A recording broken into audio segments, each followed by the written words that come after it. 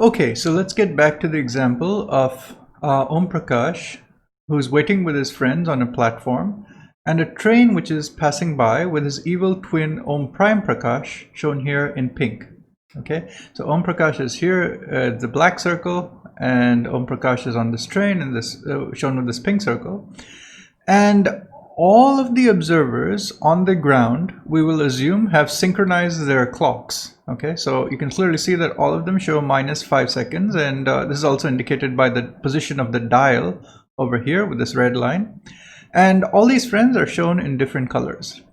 Now, as the train passes, we will see that again, when Om Prime Prakash and Om Prakash just pass each other, 2 lightning strikes will occur. So let's see when that happens.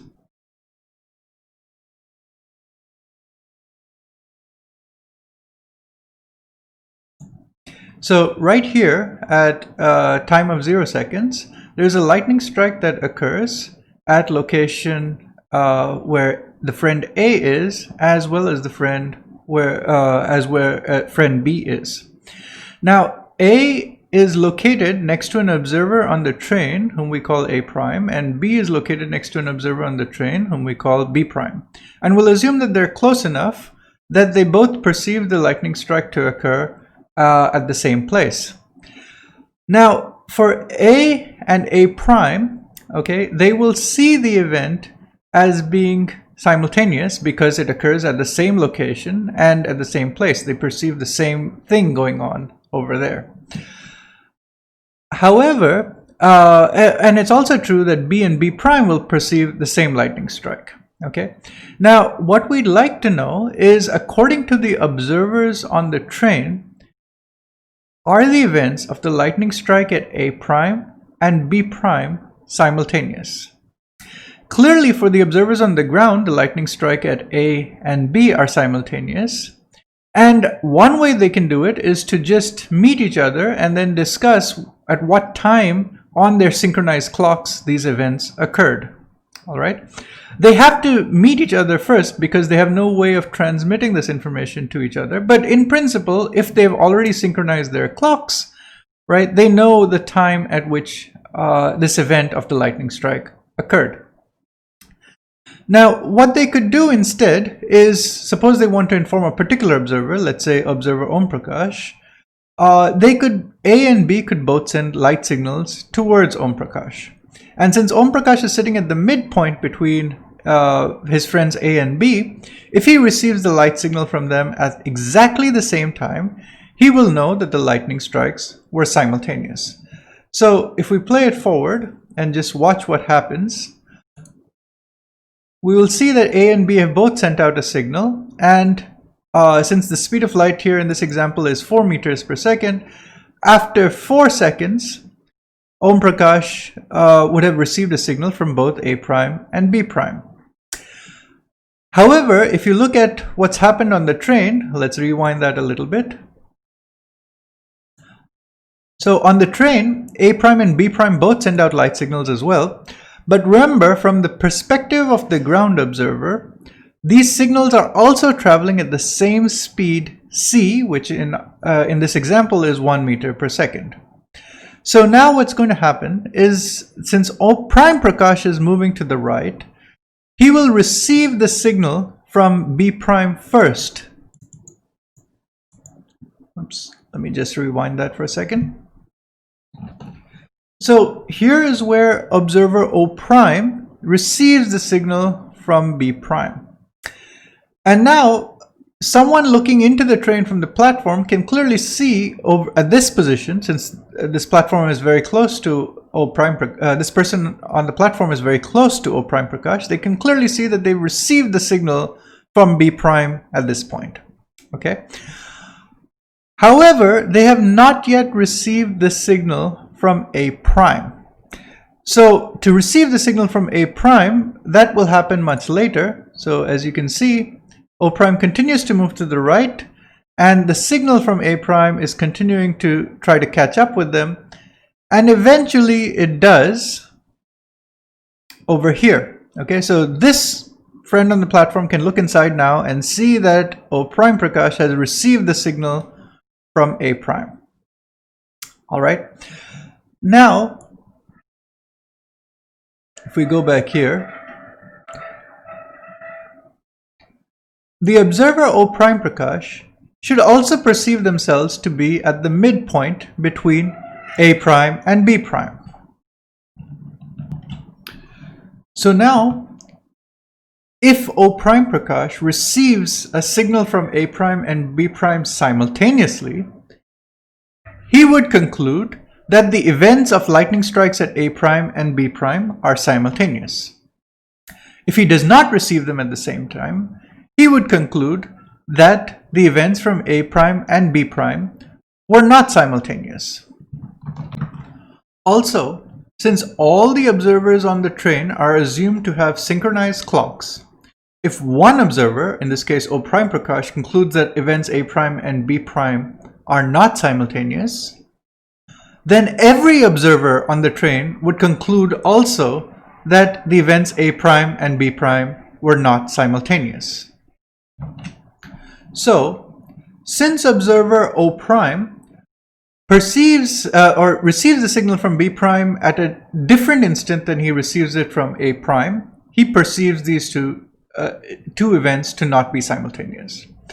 So the event which was seen by the ground observer to be simultaneous is not the same or is not simultaneous according to O prime Prakash, the moving observer, or any observer on the train.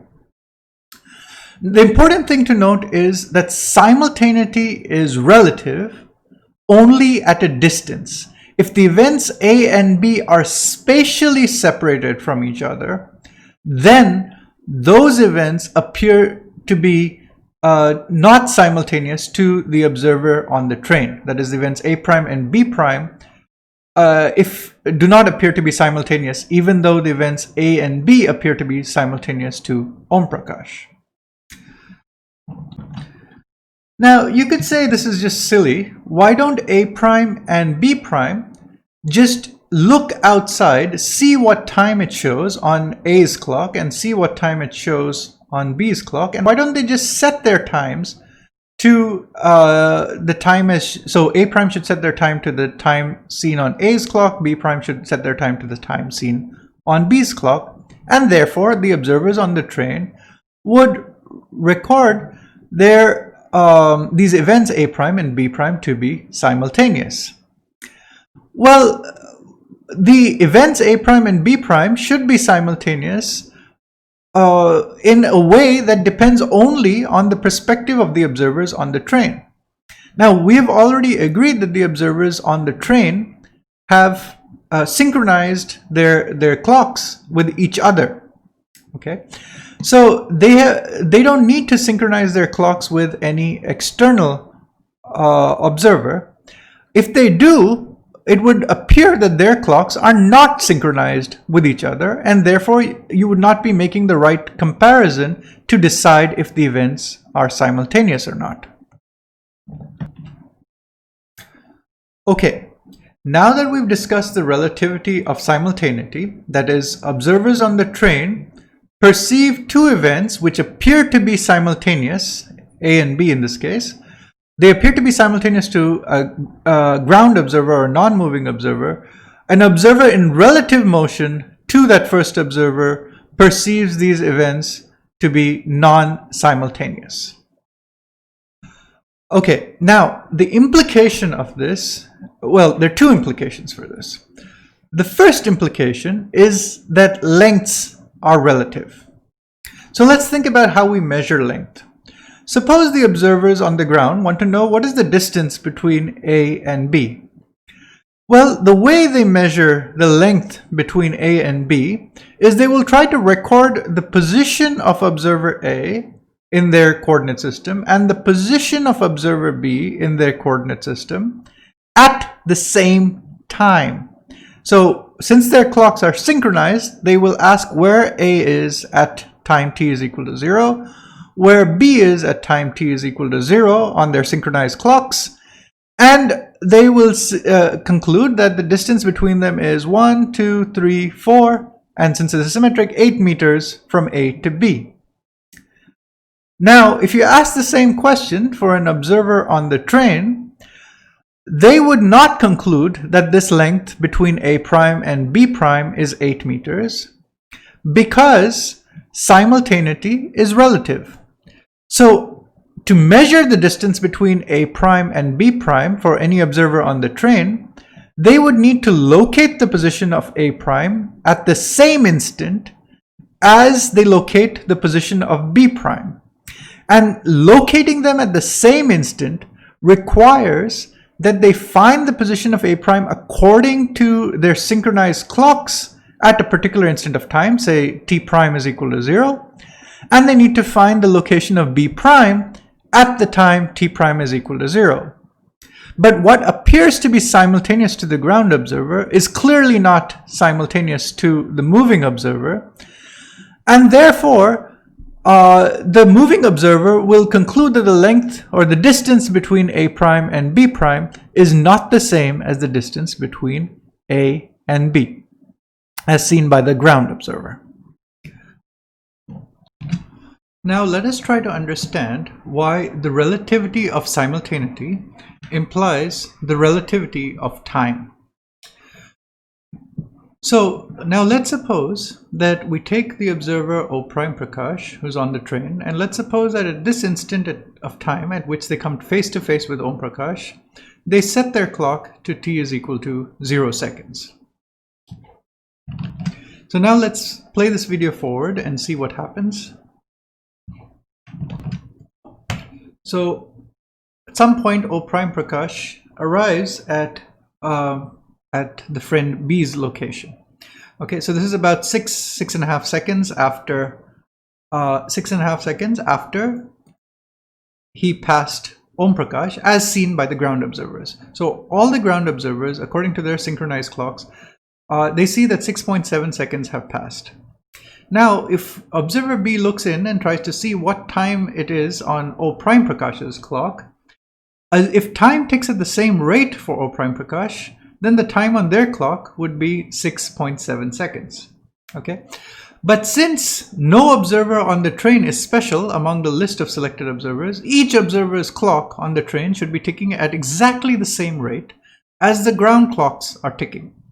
All right, so if that is true, that means that for A prime as well, 6.7 seconds would have passed since they first passed A, and they are now at Om Prakash's location. Okay, so since 6.7 seconds would have passed since O prime Prakash passed Om Prakash, and A prime came face to face with Om Prakash. Okay, so both clocks, that is the clock of A prime and the clock of Om prime Prakash, would show that 6.7 seconds had elapsed. All right, and what that would mean is that A prime's clock would show the same value as Om Prakash's clock, and O prime's clock would show the same value as B's clock, which is 6.8 seconds. So the events of A meeting Om Prakash and O prime meeting the friend B, those would appear simultaneous not only to the ground observers, but they would also appear to be simultaneous to the train observers, that is, to A prime and O prime. This is clearly a contradiction because we just showed that events which are simultaneous on the ground to distant observers cannot be simultaneous to observers on the train who are spatially separated from each other. Okay, so therefore what must be true is that the clocks on the train all tick at a different rate than the clocks on the ground. In other words, the relativity of simultaneity implies the relativity of time intervals.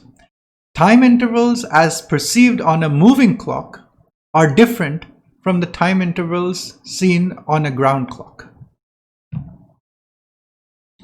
So Einstein's postulates